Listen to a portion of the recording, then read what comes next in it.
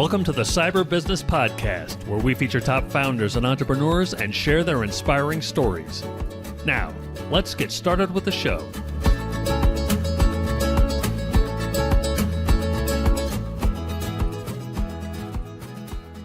Matthew Connor here, host of the Cyber Business Podcast, where we feature successful business leaders, top law firms, green energy companies, and more.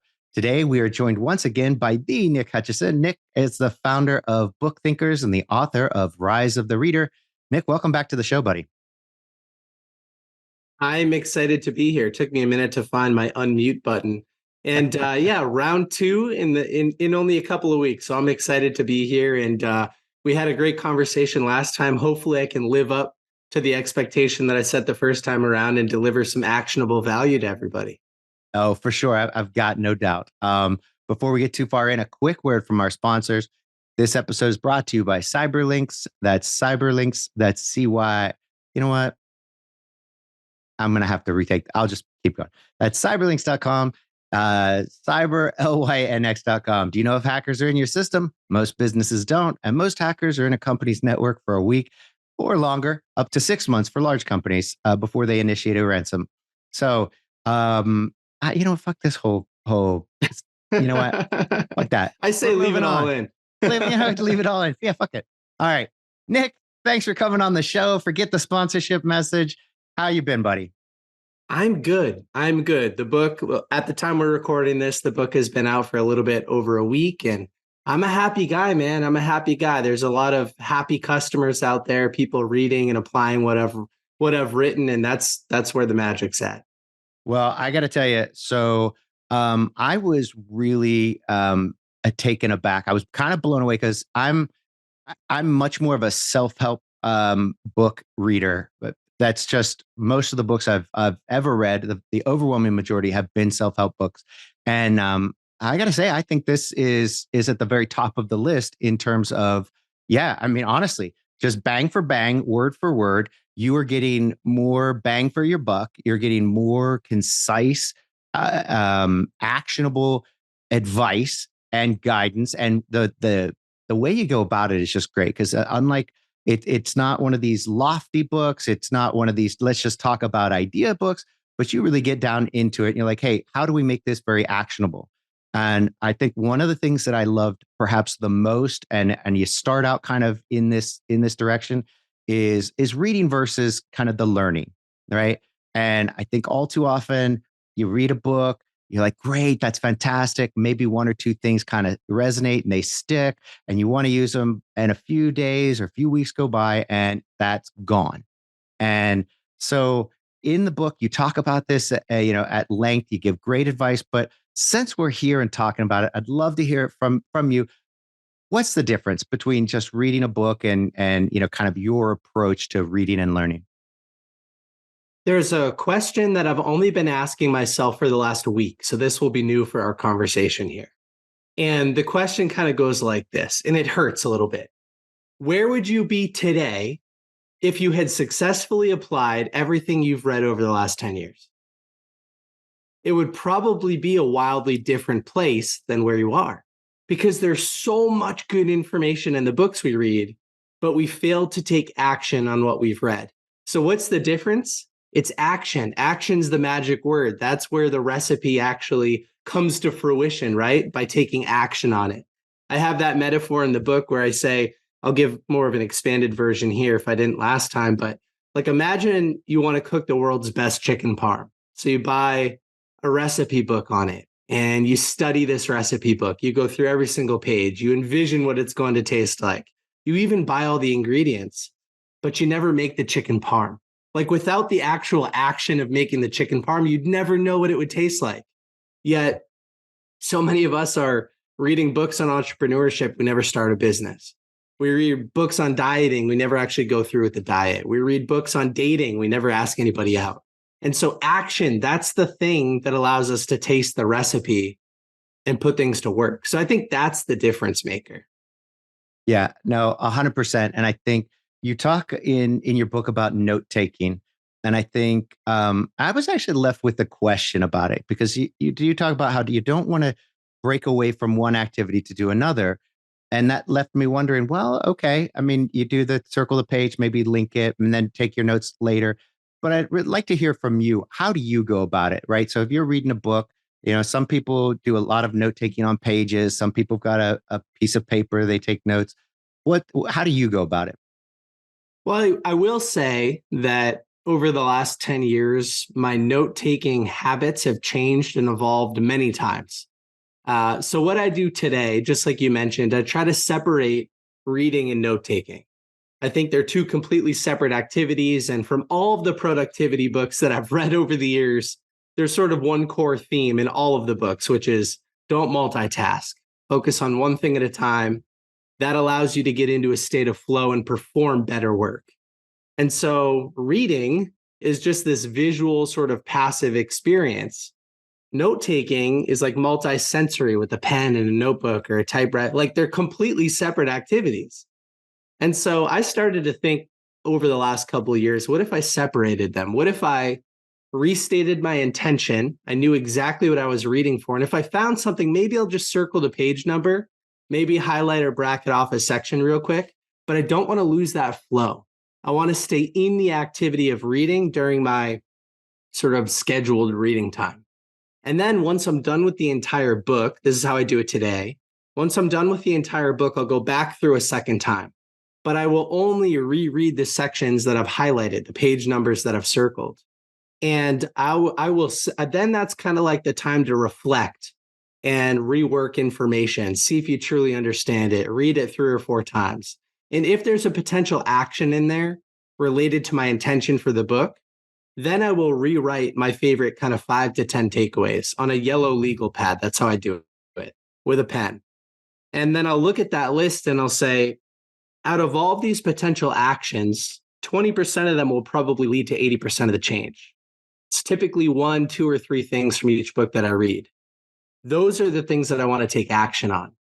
And I'm not 100% with this, but in an ideal scenario, I'm also rewriting them into an online Evernote notebook. So for a long time, I've been writing my notes online in Evernote because Evernote also has tagging functionality, so you can search things very easily. It also has a mobile app, so I can look at my book notes like on the fly when I need to. So in an ideal scenario, I'm also rewriting them into that online notebook. Love it. Now you've taken your notes on a book, right? You've got some takeaways, things you're going to take action. What's your next step? I know you go into it in the book, but for those who are going to kind of tease into this, what's the next step for you? You've got it written down. Now what? There's sort of 2 things that I'll explain simultaneously, but they're detailed separately in the book. One is I have an activity tracker that measures everything that I do on a daily and weekly basis. And then number 2 is I have an accountability group. I actually have a couple that I meet with on a weekly basis to talk about what's in my tracker. So both of these are very important pieces to the puzzle, and they both help you reinforce the idea of taking action. So my activity tracking template is available to everybody that, that gets a copy of the book, and you can find a link in there, download, create your own copy. But essentially, it's the first thing that I open up every single day. So I know exactly what I want to do every single week. Like if I find something in a book that I want to put to action, it goes right into my activity tracker, and I set a goal around it. Do I want to take action on it once, twice, 3 times, 4 times this week? How valuable is it for me to take action? And then I can sort of multiply its value within my activity tracker. And then when I meet with my accountability group, I'd say, hey, Matthew, this week I was reading XYZ book. I thought this potential action was really interesting, so I put it in my activity tracker. And by next week, I want you to ask me about it. I want you to see what my experience was, and I want to talk a little bit about whatever it was. And so I have other people holding me accountable, and I have a place to keep it measured. And so I think both of those things have been incredibly important for me, and they just reinforced action. It's like I take that takeaway from the book and it lives in a place that people are talking about. And that's the magic sauce from my perspective. I love it. So your accountability groups, are these now just kind of personal friends? Are they peers, work peers, colleagues? What's your mix? Yeah, they are made up of friends. Let's see. I mean, I've met these friends in different places over time. And the groups also kind of change over time as well as people's priorities change. So my main group, my sort of success buddies group, is made up right now of two other people, Dan and Owen. Dan was a high school friend of mine. We wrestled together, we played football together, and then we went kind of separate ways for a little while and then reconnected at our hometown gym one time. And Dan was entrepreneurial at this stage when I met him again. And so introduced him to the concept and we started meeting on a regular basis. He joined an existing accountability group. Owen is sort of a colleague, I would say, in the book marketing space. He's somebody that I got to know a little bit over time. We would refer each other business. And eventually he saw a post about the accountability group and said, hey, I want to learn more about this. And so he's been in it for a few years as well. Now, when they both joined, there were some other people that have sort of phased out. But yeah, they're motivated friends. You know, I'm personally motivated by the idea that you are the average of the 5 people that you spend the most time with. And you want to grow with those people, not against those people, right? The average should kind of build up together. You shouldn't grow against the average. It's easier that way. And for anybody that's listening, I think you can re-engage with some of the most motivated people that you've met, you know, in your lifetime and sort of reach out and see if they'd be interested in getting involved in an accountability group. Something that I've said a couple of times is, you know, hey, reach out to a friend. They don't have to be into personal development books, but you could say, hey, remember that marathon that you wanted to run a few years ago? Did you ever do that? If not, could I hold you accountable to running on a weekly basis? And you can hold me accountable to this business thing I've got going on. Or if you don't have anybody like that in your circle, get in the comment section of your favorite author or entrepreneur. Somebody like Alex Hormozi, who just put out a new book, and DM 15 or 20 people that are leaving comments about their reading experience or about their businesses and just say, hey, I see you also just read $100 Million Leads by Alex Hormozi. I'm also a big fan. Would you want to meet on a weekly basis and just chat about some of the concepts in his book? And knowing the people in that comment section, they would say yes. So I think there are a lot of ways to find these people and start to meet with them regularly. Honestly, I think it's going to be the people in the comment section of this book. Yes. I think you're going to find a lot of like-minded people who are like, that's great. Where would I find one? It almost seems like it's just such a natural fit, right? I mean, is it already happening? I don't know. Is it? Probably. I've definitely had a few people reach out to me and ask if I'd be interested in getting involved in an accountability group, but my plate's a little bit full right now. I was at a conference recently, maybe about 6 months ago, prior to the book launch, where I was talking about this concept of accountability groups, because I believe that when you have people in your corner encouraging you consistently to take the path of most resistance and to live up to your potential, magic things can happen. It's sort of like the gym partner analogy. If you wake up and you go to snooze your alarm, but you know somebody else is waiting for you at the gym, right? Your friend, you're far more likely to get out of bed and go. And the same thing happens. You need somebody to give you that little nudge, that little push to hold you accountable to the best version of yourself. So anyway, I'm talking about this subject on stage. I don't remember how many people were there, 80 people, 100 people in the audience. And I said, raise your hand if you'd like to participate in an accountability group like this. And almost every hand in the audience went up. And I said, look around, like start a conversation with the people at your table or the people that you're sitting close to. Start one of these groups, use my framework, meet on a weekly basis, talk about these goals. And so I have no idea how many of those groups are still active today from whenever I had that comment, but I'm sure quite a few of them are. And there's some magical stuff that can happen. Oh, for sure. Speaking of magical stuff that can happen, you talk about the compounding effect, which I think can also be magical. For those who aren't familiar, can you kind of go through that and give us your take and talk about the power of that? Yeah, it's the idea that small steps in the right direction, repeated for a long period of time, will lead to exponential progression, sort of the hockey stick growth that we're all looking for. I think sometimes in the world of entrepreneurship or personal development, we look for big changes. And as a result, we procrastinate, we get scared, and we fail to take any action. But what I've learned over the years is that it's the small steps, right? How do you eat an elephant? It's not in one bite, it's one bite at a time. No matter how many times you read Aesop's fable, The Tortoise and the Hare, the tortoise always wins. Slow and steady wins this race. Yeah. And so when I first read The Compound Effect by Darren Hardy, a wonderful book, I was just starting on social media, 2017, 2018. And Darren's promise was that, hey, if you just show up and do the right thing every single day, eventually it will lead to this big aha moment. And so you could apply that to money, you could apply that to health, you could apply that to your personal finances, or you could apply it to a social media community. So every single day I created a piece of content and I put it out there in the universe. And that same activity, I still repeat it today. But back then, when I would create and post a piece of content, it might reach 5 people. And I just said, you know what? Stay in the game, Nick. Stay in the game every single day. Darren Hardy says it works this way. Just believe him. And here we are today. When I post a piece of content, it could do 5,000, 10,000, 50,000, 100,000 impressions. Same activity, creating a piece of content, wildly different outcome as a result of just showing up and doing the same thing every single day.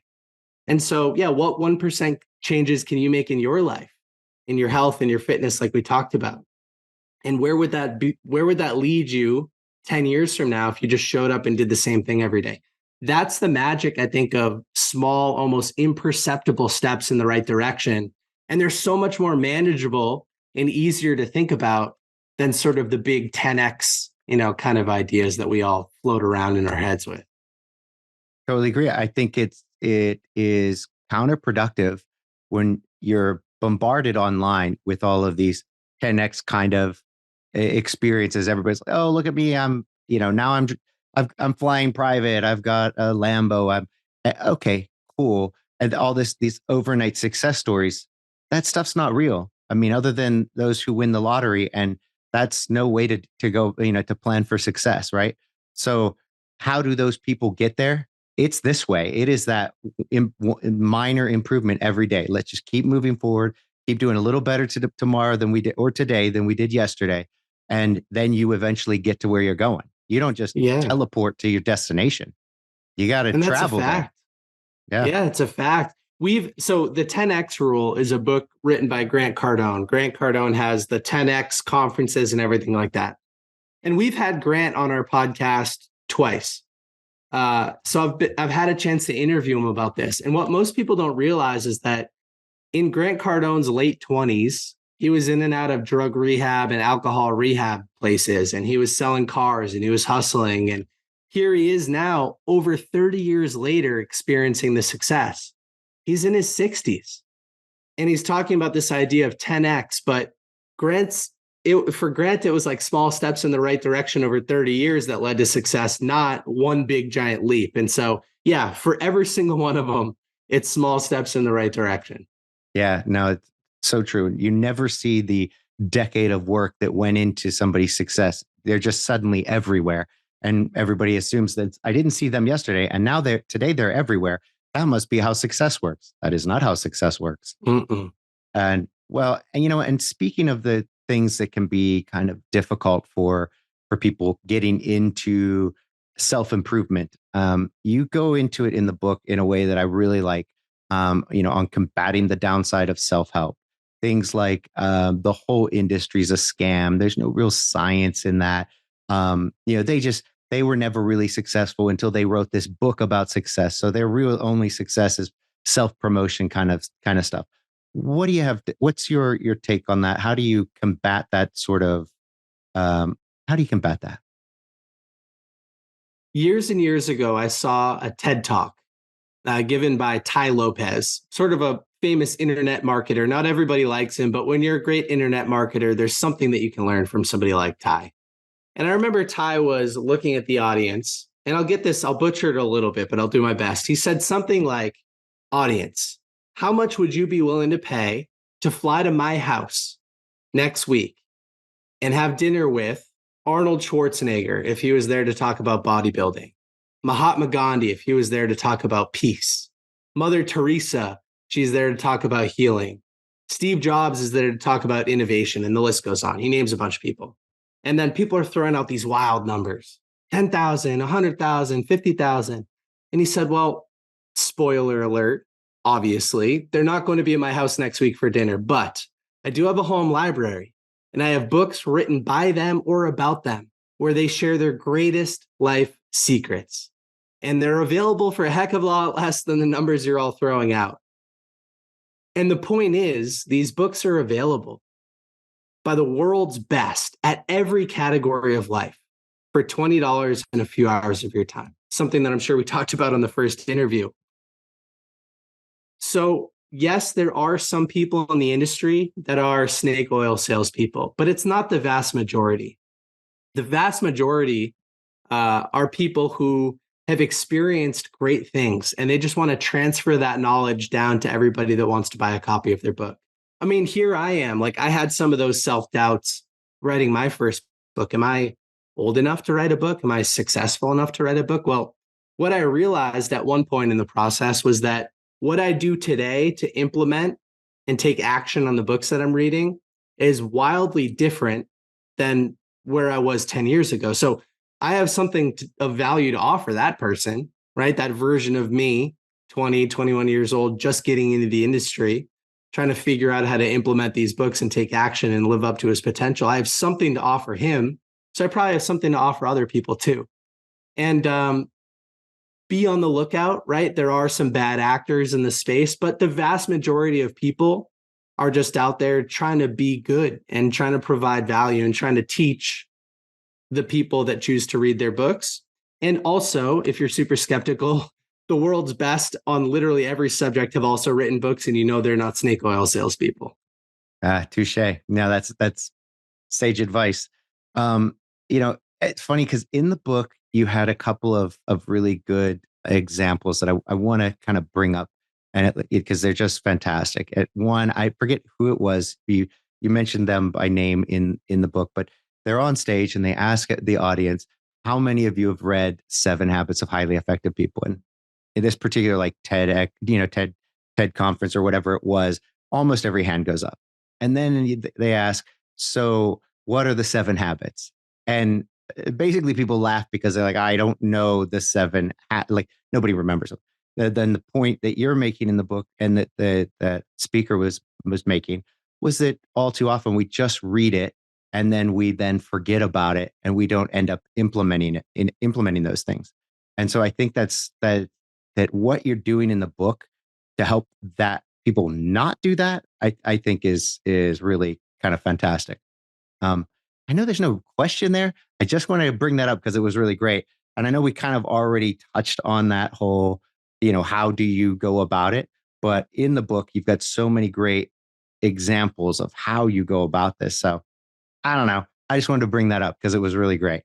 Yeah, the gentleman that was in that TEDx video, his name's Kevin Horsley. And Kevin has been a mentor of mine, like a personal mentor of mine on a weekly basis for the last couple of years. And he's a pretty incredible human being. He grew up in South Africa, still lives in South Africa, and he had some learning disabilities. He couldn't read at all growing up. And as a result, he thought maybe he'd have limited success in life, but he really tried to figure it out. He said, let me learn about memory and the storage of information, and let me start to read. And what's interesting is a number of years later, he won what's called the Everest of Memory Championships, where he memorized the first 10,000 digits of pi, a random number. And they'd say something like, what's digit number 7,221? And he would know it, and the 5 digits before and after it. And just truly mind-blowing kind of stuff. So Kevin, in that TED Talk, when he's talking about the 7 habits of highly effective people, he says, what's the use of learning or reading anything if we can't remember it? And then I think he goes on to say something like, only if you can remember information can you truly live it. Can it become part of your reality? So again, an early influence for me to start thinking about how for most people, the book goes in one ear and out the other, and how useless that ends up being. that same question that we kind of kicked off with today that I have it written down because it's new for me, but where would you be today if you had successfully applied all of the books that you've read in the last 10 years? So we all know there's an opportunity cost to reading and forgetting, or reading and not taking action on what we've read. I mean, the secrets to life are available to all of us. We just need to implement them effectively. And that action thing is everybody's biggest issue. So I've been working a lot with Kevin Horsley on what he calls information implementation. Just how do you implement any type of information that you read? How do you store it in your brain? How do you organize it so that it's accessible? Because we're not taught this kind of stuff, especially in the US public education system. Nobody teaches you how to retain information. They just teach you how to study something, remember it long enough to answer questions on a test, and then you forget it the minute you walk out. And that's not useful at all. So anyway, there's no kind of definitive answer to this question either, but those are some of my thoughts on the subject. I spent a lot of time thinking about it.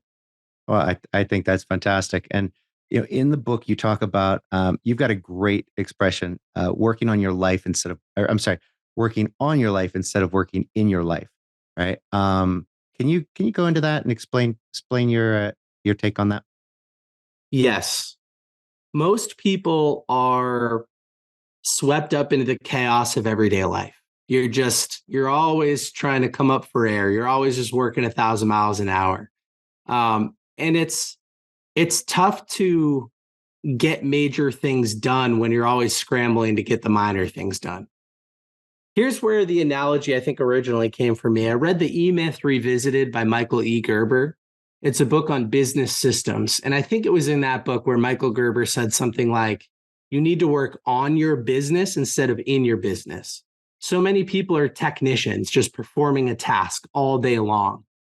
And until you can effectively delegate that stuff that you're doing on a daily basis and then work on your business, like look at the thing from a 30,000-foot view and say, here's how it's operating, here's where it could improve, here are the bottlenecks, that type of stuff, then no real major transformation happens. So anyway, back to the analogy about this book is like, there are so many ways that we can improve our lives that will trickle down and make us more productive or happier or healthier or wealthier. But we need to work on our lives instead of just be in the day-to-day chaos to make that happen. Such as, like I talk in the book a lot about sleep. I have 4 or 5 habits related to improving your sleep. And it's like when you improve your sleep, a lot of magical things start to happen. It's the butterfly effect. You have more energy in the morning. You have more energy at work. You're more productive. You get paid more. As a result of being paid more, you have more self-esteem. You start to eat healthier. That boosts your energy even more. You start to lose a little bit of weight. And it's like all of that happened as a result of working on your life by improving your sleep a little bit.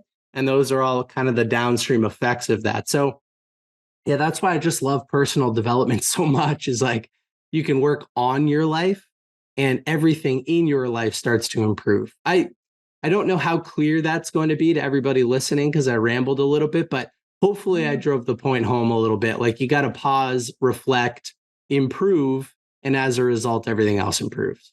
No, I think it was, I don't think it was rambling at all. I think it was, there's just so much to that it's hard to do that, very concisely. And there's so many great examples. I mean, I'm an old Army guy. So for me, I tend to think of things as either strategic or tactical. So if you're back in the command post looking at the strategy of things, great. That's working on your strategy, working on your business, working on yourself. When you're down in the trenches, now you're working in your business doing it. It's very hard from the trenches to actually think about everything that's going on and direct the strategy when you're down in the trenches. So I find it really easy to envision that daily in business and on myself by using that military analogy. It's like, you can't do it from the trenches. You're down in it. You can't even see what's going on. Yeah, that's a great analogy.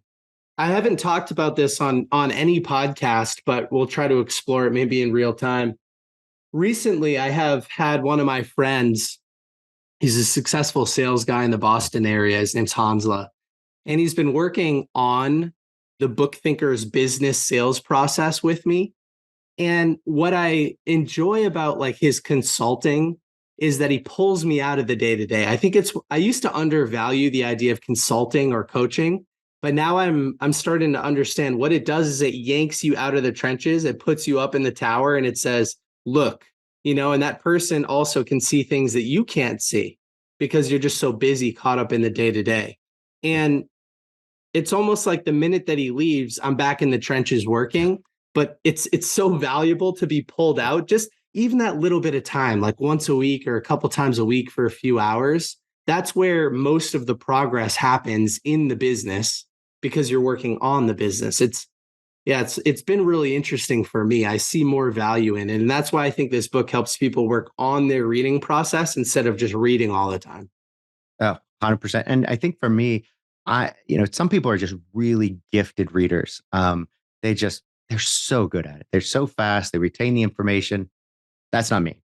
So, and it's funny because I think when I'm reading an actual book or even for me, I think it's the eye movement because I found that if you do use those like reader, those apps where it'll just display the word, you read very fast and go beyond just the vocal. I'm like, so what's my problem when it comes to reading regular? Why am I just, kind of going about it that way? So I think it's really interesting the way you go to help people with their reading and kind of take the I don't know, the stigma, the sting, that making people feel good about the learning process. And it's not that you've got to read the book a whole book in 30 minutes or an hour, and then just, yeah, you really do a good job of kind of taking anybody and giving them an opportunity to feel like they're part of a community of, hey, this is, oh, I'm like that. I do that. Okay, cool. I can do that. So I think this is just hugely valuable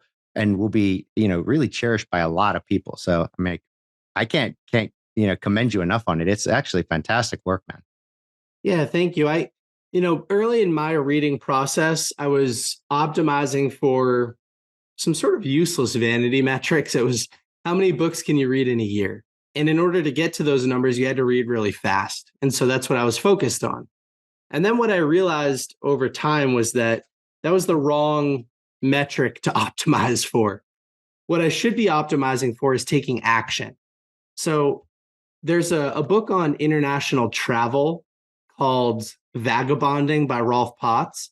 And there's an interesting line in there where he says, the slow, nuanced experience of one country is better than the fast-paced, chaotic experience of like 10, right? Some people just try to go for passport stamps. And his point is saying, don't optimize for the number of countries, optimize for the depth of your experience in one.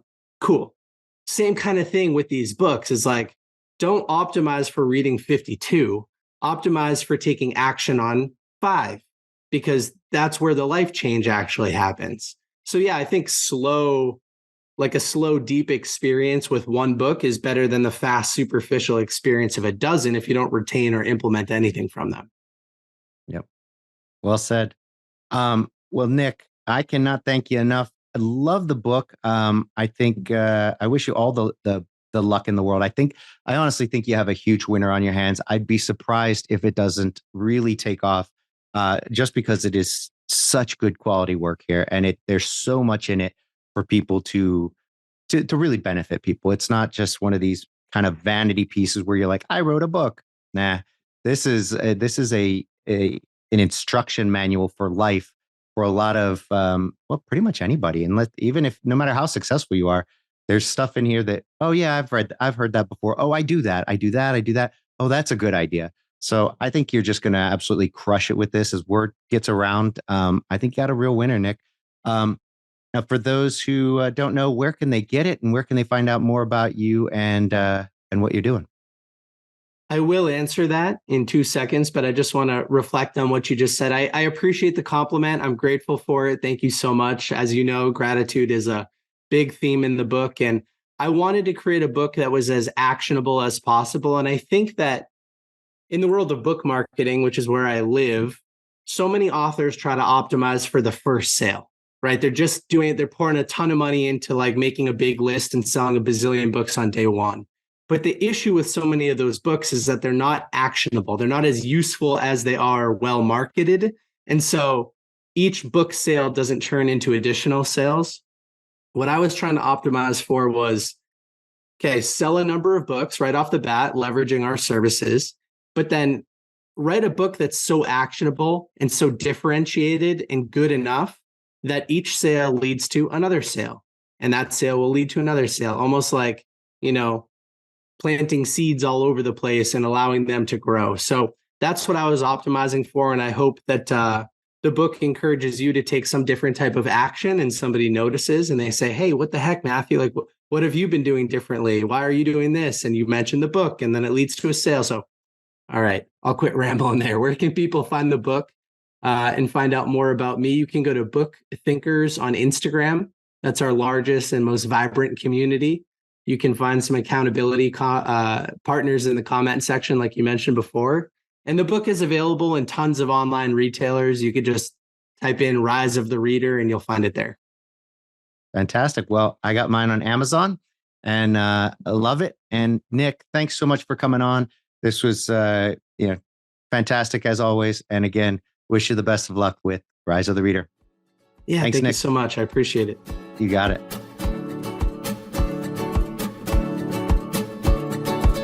Thanks for listening to the Cyber Business Podcast. We'll see you again next time, and be sure to click subscribe to get future episodes.